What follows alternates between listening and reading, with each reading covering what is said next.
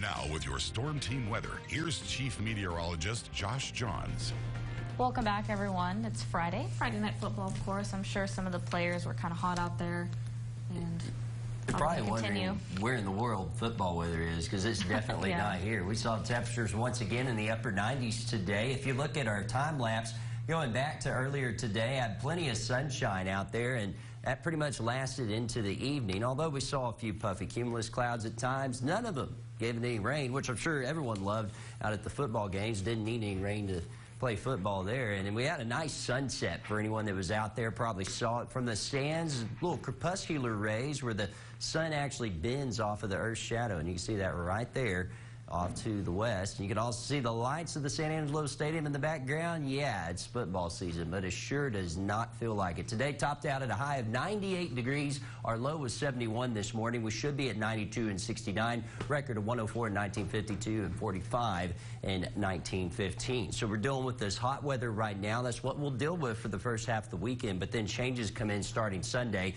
We're watching the tropics where some moisture will come in, and they'll also bring the rain chances back. But it'll also cool us down too. You can see, of course, tomorrow we'll be at 98, Sunday 97, and then Labor Day dropping back down into the mid-90s. And I've got some 80s even in the forecast. More on that in a bit. Here are your temperatures across the state. 84 currently in Amarillo and Lubbock and Abilene. It's 86 in San Angelo, 87 in Marfa, 81 in Corpus Christi. Waco checking in at 83, and mainly mid-80s across the Concho Valley. Still pretty warm for this time of night. 86 in San Angelo, 89 out at OHIV, 85 in Menard. Ozona, you're checking in at 86. In Sterling City at 85 currently. Those dew points still in the mid-50s, low 60s. That means that the moisture is still going to be there when you wake up in the morning. It's still going to feel humid, but it'll burn off as we get into the afternoon. That moisture isn't going anywhere because we have these winds currently out of the south and southeast at 10 to 15 miles per hour. Again, nothing on the live radar network here locally. We were watching a few showers and thunderstorms out towards Midland. Also some thunderstorms north of the Panhandle.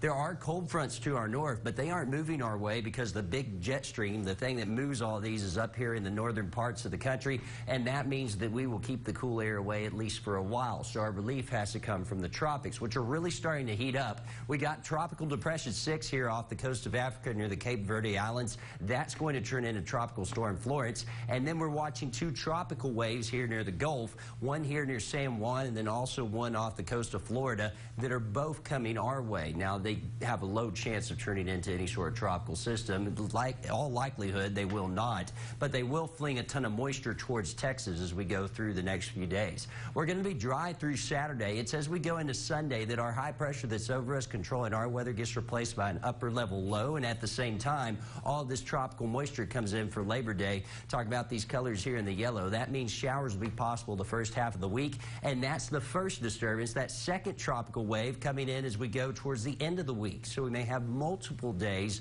of rain chances for the state as we go through the week. Now, you can see dry on Saturday. Will be at 30% in the evening on Sunday, and a 30% chance of a few scattered, potentially likely thunderstorms on Wednesday, and keeping that 30% chance going all the way through Thursday. How much rain are we talking about? Well, the heavier totals will be off to our west, but could see close to an inch of rain in some parts from this activity. That arrives in a few days. We still got to deal with the heat tomorrow and the warmth tonight. 73 for your low tonight. Should be at 68 this time of year, and the record was 51 in 1915. We're going to start off in the 70s for your Saturday and then climbing up into the upper 90s once again. 98 the high temperature in San Angelo, but some of you could be staying in the low 90s down there along the I-10 corridor. Normally should be at 92. Look at your extended forecast, because here comes the good news. We've been sitting at 98, 99 for the last 10 days or so. We're going to be dropping down to 94 Monday, 90 on Tuesday.